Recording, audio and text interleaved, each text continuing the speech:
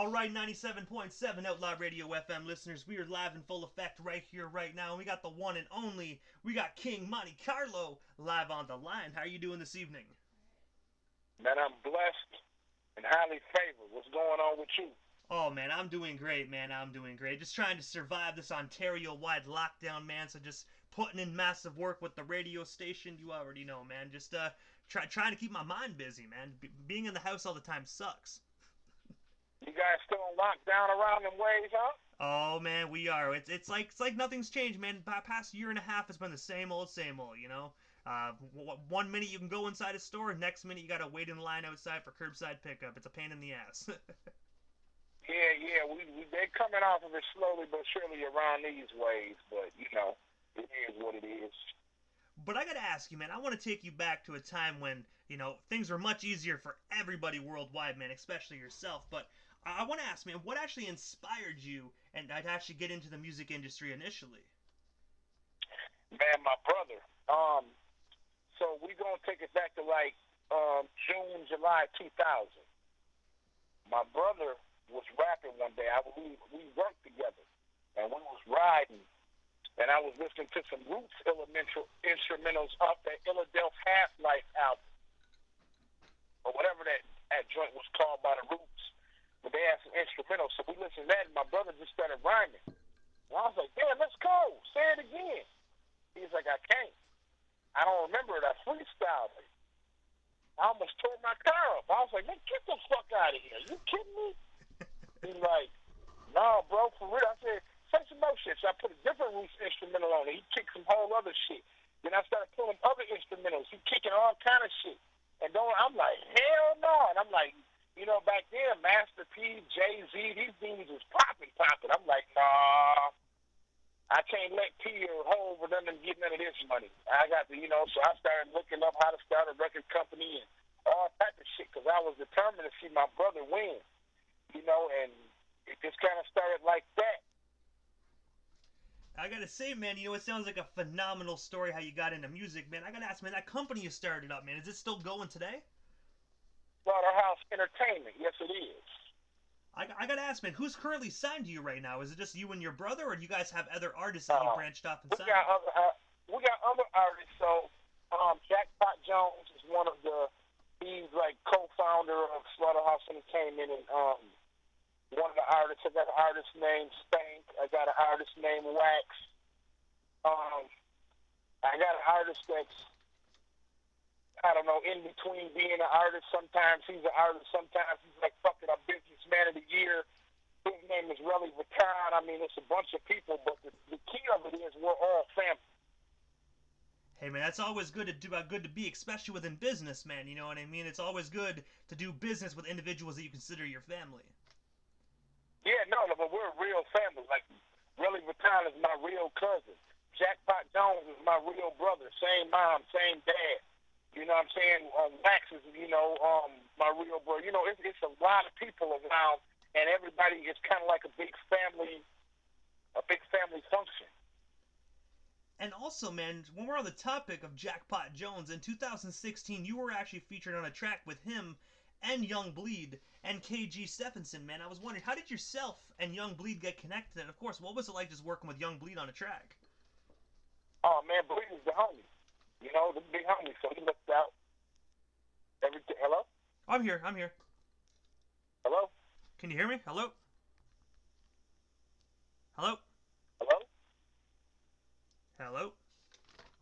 The Bleed is the homie. And I met Bleed. I've always been a fan of his music, but I met him via Jackpot Jones, because Jackpot Jones is also a producer and produces beats. And Bleed, he did some work for Bleed. So, that's how that connection came about. Can you hear me, Monty? Hello? Hello? Hello? Alright, ladies and gentlemen, give me 1 second. I'm going to give him a call back. I don't know what's going on here. My sincere apologies, ladies and gentlemen. Be right back. Perfect. Alright, ladies and gentlemen, we're back. King Monte Carlo, we had some technical difficulties on both of our ends, you know what I mean? But we're back, we're connected, you know what I mean? So I gotta say, man, we were just talking about Young Bleed as well. I remember you said you're working with him, man. I gotta ask, dude. Like, do you guys have any more future projects currently in the works? Believe in myself, no, but I mean it's a strong, connection. So I mean, he gets production from Jackpot Jones. So I mean, it's live ties right there. So I mean, if he's in a different state than I am. So when we have the opportunity to link up, we usually try to get some work done. So I mean, there's definitely something that you could probably look forward to Bleed not doing again. He comes to Milwaukee a couple times. The last two times he came, I was busy, so I couldn't really get with him. But the next time he comes, I'll make sure to lock him in the booth. Oh, I gotta say, I most definitely agree, man. You know what I mean? Young Bleed is an absolute beast, man. You can never go wrong with working with him. I'll tell you that for a fact. Oh no, no, I've worked with a few solid people in the game, and it's been a great and humbling experience every time. Just to be able to work with somebody who you consider your peer, and be able to exchange war stories and what I'm saying, different avenues of the game and what you had to go through versus what they had to go through, and But always, also, always good. but also as well, man. I noticed that you also have a mixtape out called King of the Streets Volume 2, and I was wondering if you can tell our listeners a bit more about that mixtape. And of course, where can we actually listen to that today if we haven't already done so? Man, first of all, the mixtape is on Traps and Trunks on the blog called Traps and Trunks. Second, shout out to my homeboy Kato for lacing me and putting me on that. A lot of my drops, when I drop, a lot of my stuff is exclusively through Traps and Trunks. I just have a good, solid relationship with this guy who runs that platform, and I just feel comfortable dropping with him.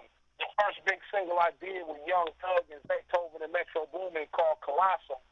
Traps and Trunks was the blog site that broke that song. Oh, damn. So it's been, a solid working relationship with the guy. His name is Kato, the guy who runs it. Kato, it's been a solid working relationship with him and myself. Because I've had other, bigger songs. Like I got a song called Run MKE, produced by Metro Boomin, featuring my man Skills, and that's a kind of a big record. It's kind of a big deal, at least around here it is. And then I got a joint called Do Me, featuring my brother Big Rick and the homeboy Pusha T. And I gotta ask as well, man, just when we're on the topic of mixtapes right now, man. I know mixtapes, unfortunately, are kind of like drifting off into like hip hop history, man. Like, not a lot of people really do the mixtape thing anymore, man. But I gotta ask you, do you think mixtapes should still be a thing, or do you think they should probably just kind of be part of the past and we can just kind of move on a little bit? Because I know some people, they love mixtapes, some people aren't a huge fan of them. Well, basically, it depends on your view. To me, where I'm from and where I'm sitting at, mixtapes are still a thing. Because if you look at people like Fabulous, people like Pusha T, NBA YoungBoy, a lot of these newer heavyweights and some of our seasoned heavyweights are dropping mixtapes, and they're going on mixtape like Fabulous, Summertime Shootout. That's a mixtape, but because of the original beats, it's viewed as an album. But if you ask Fabulous, it's a mixtape. That is most So definitely true. I think mixtapes are still essential, and I think they're still needed. And I know, like, everybody's trying to with streams and this, that, and the third, but as an artist, you have to learn to kind of conform and bend with the trees and, make your mixtape with more of an original beat. So versus ripping a Jay-Z beat or a Kanye beat or a whoever beat, an NBA YoungBoy beat, do an original one. But maybe you don't take the time that you would take with an album. Maybe you take more sporadic measures, like as far as your freestyles and stuff, over original beats, but you still put it out as a mixtape because you haven't taken that year time to, put a real album together. So I definitely think mixtapes are still around. I think they're still essential and necessary, and I think they're not going anywhere.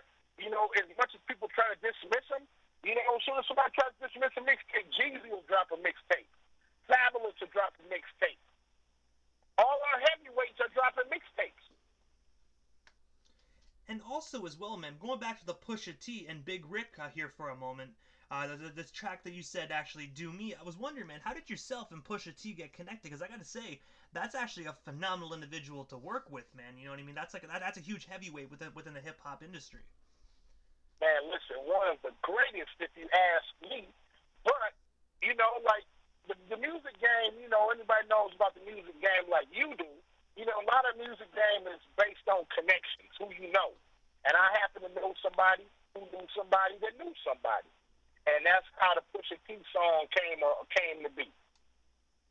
Hey, man, you know what? And sometimes it's good to definitely have connections in the music industry, man. I gotta say, I most definitely know that one from experience as well, man. You know what I mean? It's always good, to have those good friends in the music industry that don't mind sharing some of their connects with you.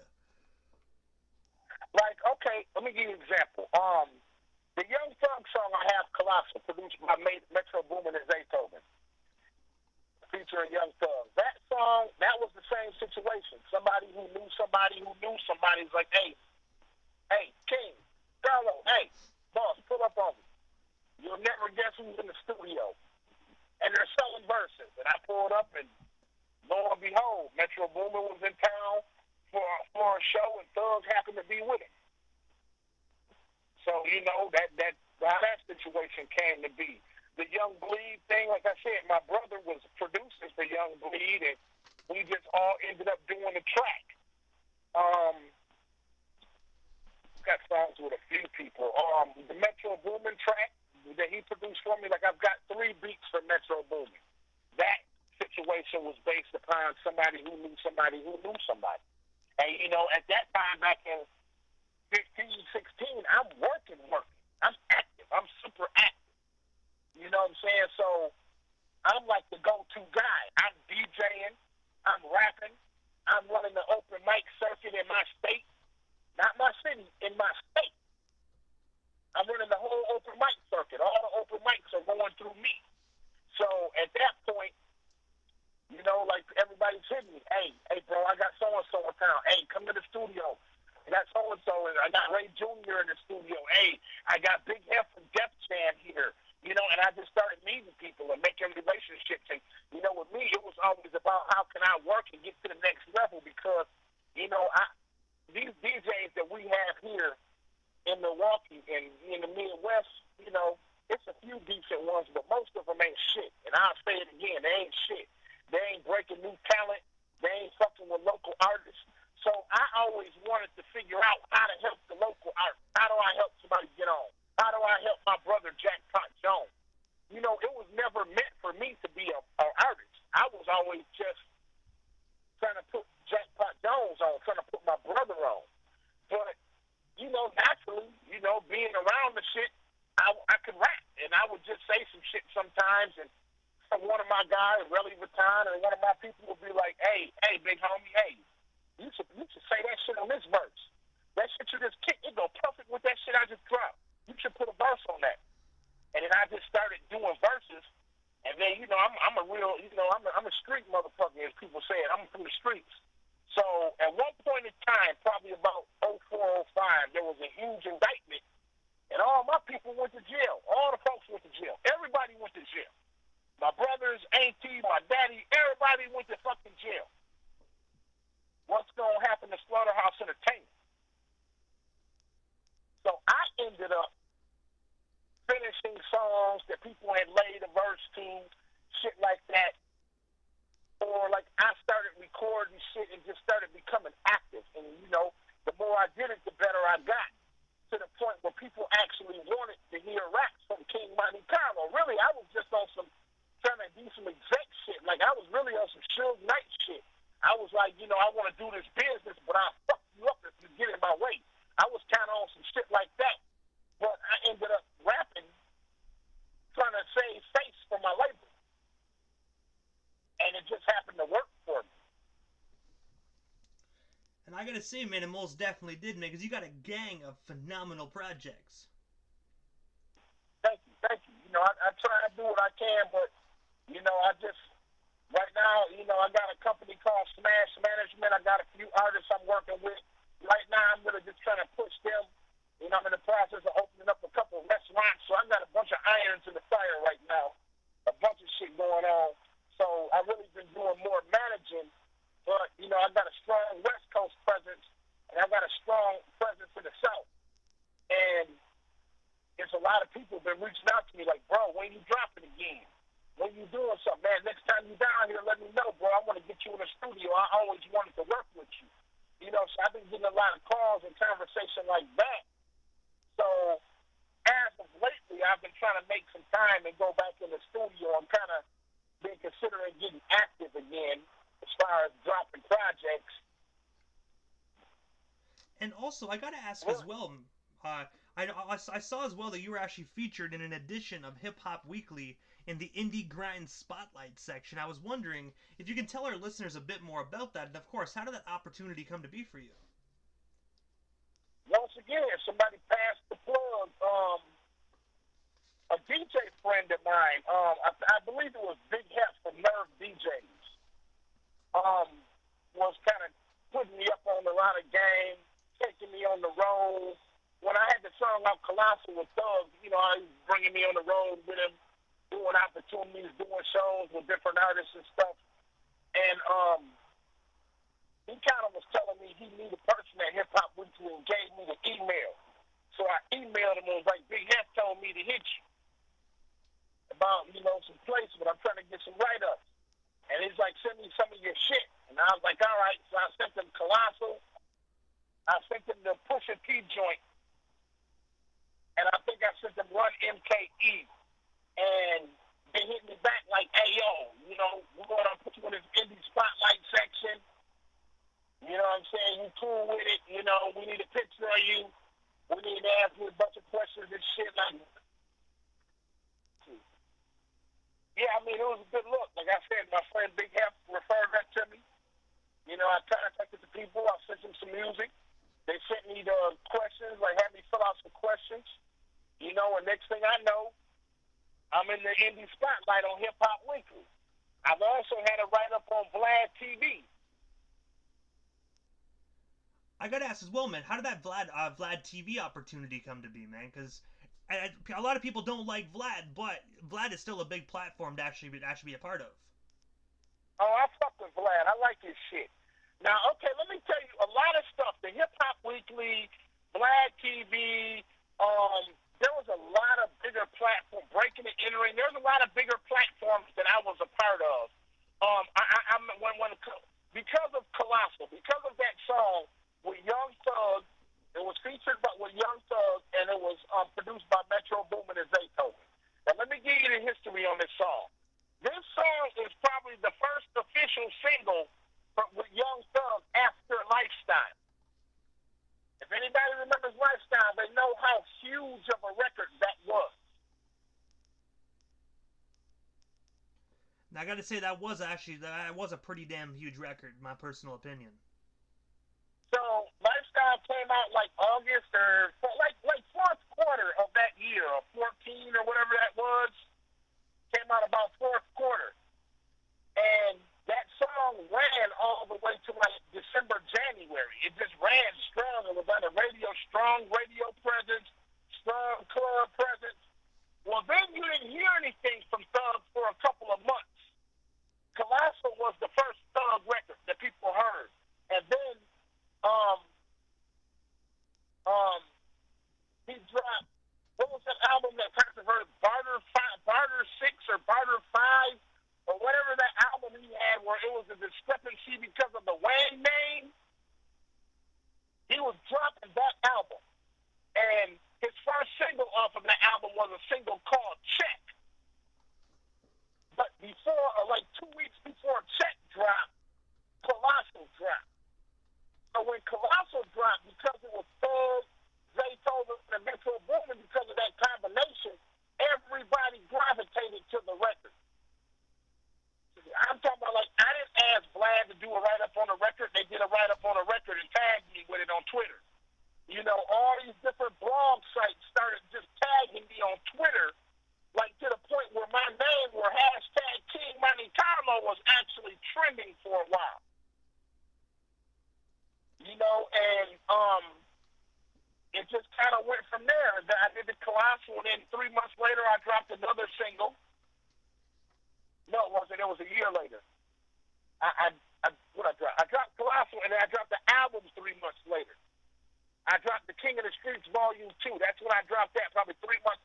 So I dropped Colossal, I think it was April 15th or April 17th or something. It was a Friday.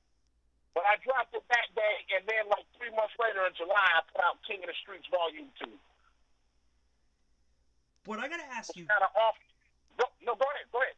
Oh, I was gonna ask you, King, what is next for you, man? Like, is there anything I happen to miss during this broadcast? Anything else you still want to talk about or promote with stuff you hear live on the Canadian airwaves?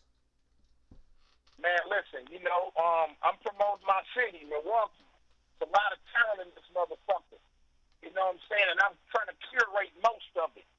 You know what I'm saying? I'm actively involved with a lot of our local talent and making sure that they get to the next level.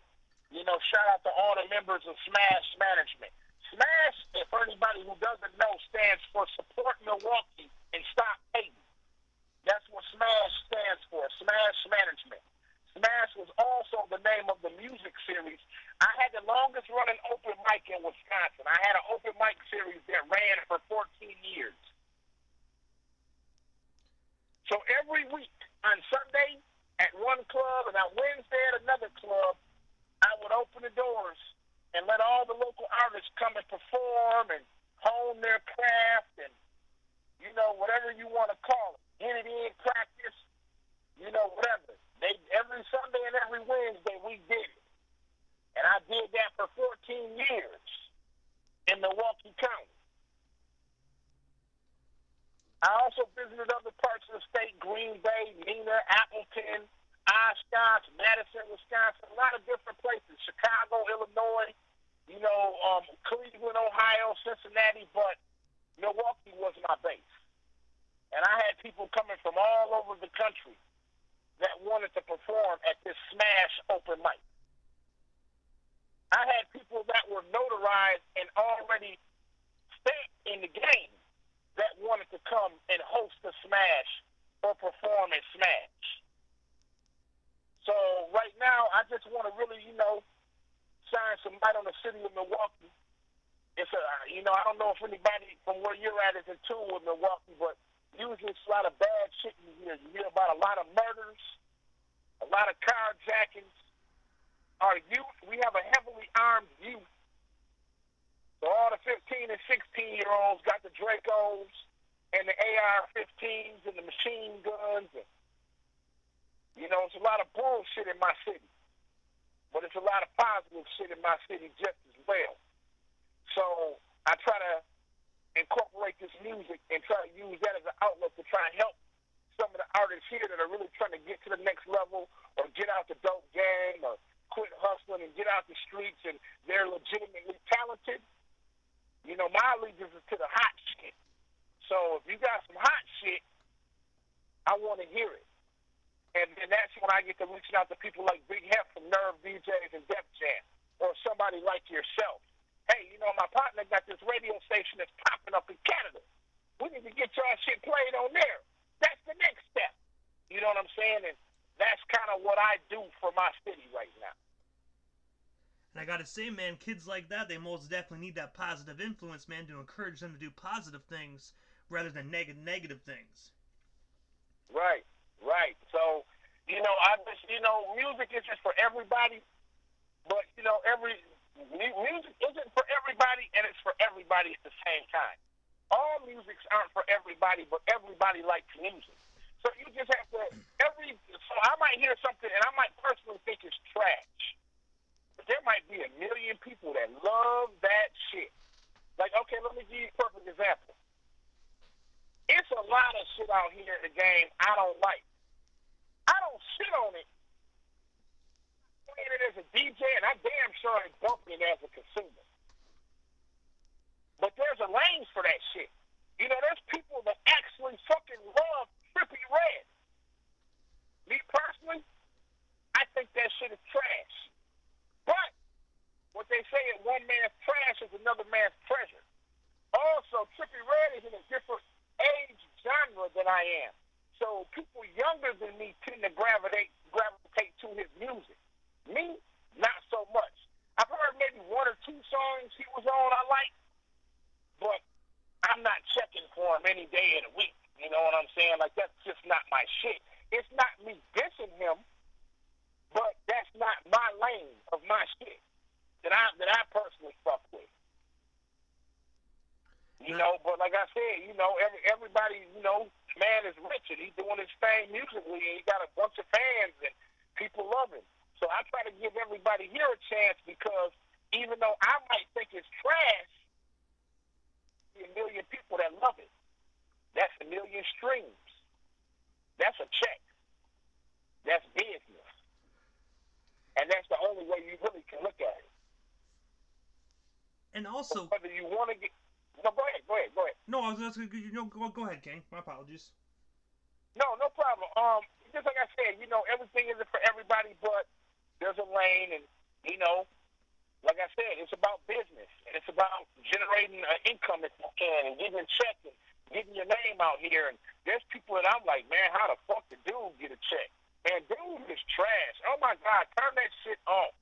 You know, I kind of find myself feeling like I'm old because you know I'm like, man, dude is bull. He's garbage. Pac would have never kicked no shit like that. Biggie would have never kicked no shit like that. The Pac and Biggie was over 20 fucking years ago. So you kind of have to grow with the time, change with the times, and bend with the trees. Sometimes it's difficult with some of this new shit, but you know, it is what it is. But also, King, this is the time in the interview, man, that I give a chance for the individual that slides into the radio station airwaves. Just a chance to give shoutouts to whomever they want to give shoutouts to. But most of all, man, your social media handles. That way our listeners can follow you and stay updated everything King Monte Carlo if they're not already doing so. Man, everything is King Monte Carlo. You know, that's all it is. Twitter, Instagram, Facebook. I don't do none of that Snapchat shit, but Instagram, Twitter, and Facebook. I told them kind of old school. I don't do TikTok. I don't do Snapchat. You know, I fuck with Instagram though a lot. I fuck with Facebook heavy. You know, I fuck with Twitter. That's probably my heaviest channel. But everything is King Monte Carlo. Just like the tower, Monte Carlo, King. That's me. Top dog around this motherfucker. Don't let nobody tell you nothing else. Because numbers don't lie. And I got a bunch of them.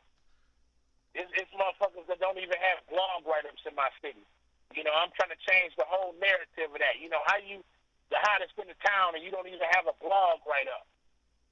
You know, we just want to get Milwaukee moving progressively in the music industry. And I gotta say, you're most definitely very close to doing that, man. You're on the right track for sure. I want to shout out while I'm on this you know, on this radio station. Shout out to the great people of Canada for taking the time to listen to me, because guess what? You could have been doing any motherfucking thing else right now, but you on air listening to your boy, and I appreciate it. You know, whether it's 1 or 1 million, I appreciate it. I want to shout out my Smash Management family, Jackpot Jones out in Vegas on the West Coast holding it down. Shout out to my man BG Knockout. Yeah, we talking about that BG Knockout from the Compton, from Ruthless Records. That's one of my partners. Shout out to BG Knockout. Shout out to Drummer Boy Players. Shout out to Natty. Shout out to Young Yo. Seymour Dollars. My man Milltown Genius. Shout out to my man KO. You can look for my man KO's record right now, Hardhead. Making a lot of noise. We've been pushing him via my brother Big Rick at Corporate Management. Shout out Big Rick. You know, just shout out my family, man. My music family. I don't fuck with a lot of people, so my man Inferno. So you know, the ones I do fuck with, they know what it is, man. You know what I'm saying? I don't want to forget nobody, but you know, I mean, if I rock with you, if I didn't say your name, I'm in the middle of this blunt, so I might have forgot. You know what I'm saying? But nonetheless, you know, y'all know what it is, man. We're moving. Like I said, 2021, we want to take Milwaukee progressively further in the music industry. And I gotta say, King, thank you so much, man, for just taking the time out of your busy evening and sliding into the 97.7 Outlaw Radio FM airwaves. It was an honor and most definitely a privilege to welcome Milwaukee's finest on the Canadian airwaves this evening.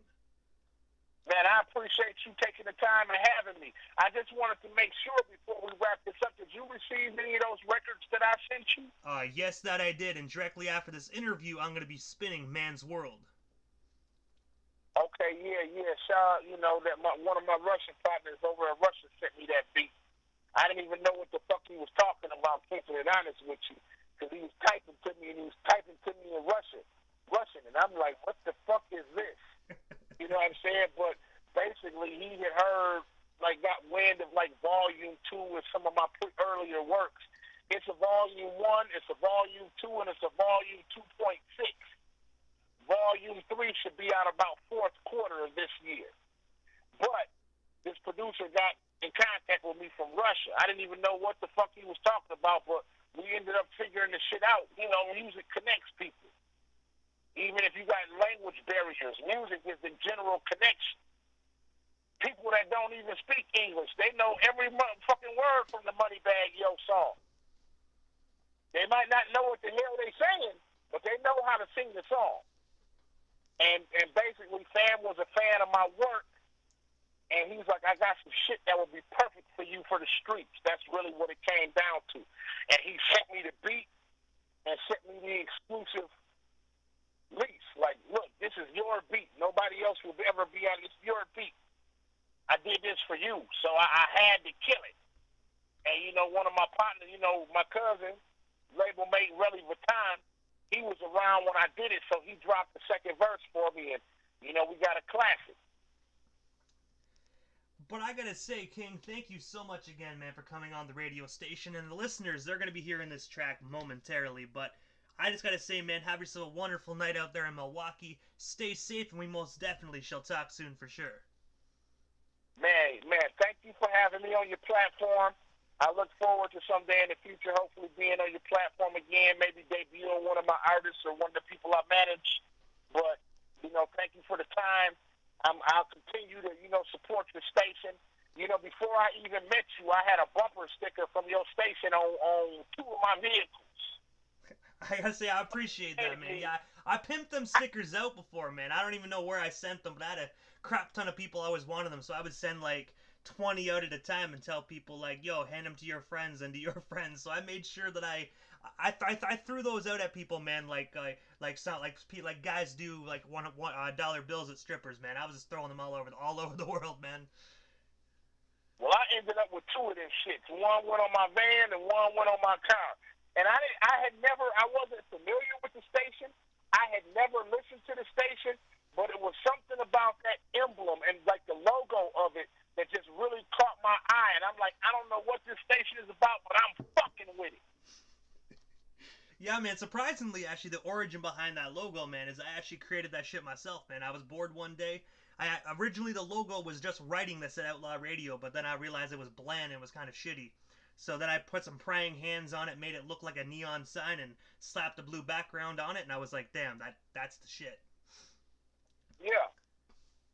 I don't know what it was, but something, I got some bumper stickers from somebody in Green Bay, and they ended up on my vehicle. So, I've been a fan of the shit.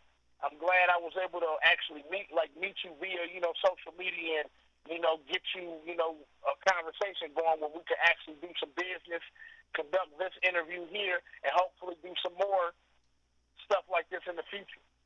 Hey, man, most definitely. We most definitely will make that happen, man, for sure. Well, man, I appreciate it, man. I don't know how long these interviews go and what the layout is, but guess what? I appreciate it. Hey, man, most definitely. But I gotta say, King, you have yourself a wonderful night, man, and we most definitely shall talk soon, man. You need anything, don't hesitate to reach out. We can make it happen. Man, I appreciate you. I will definitely got some new records coming up around Memorial Day, so I'll be sending you some new work. And I know how to send you some work. I know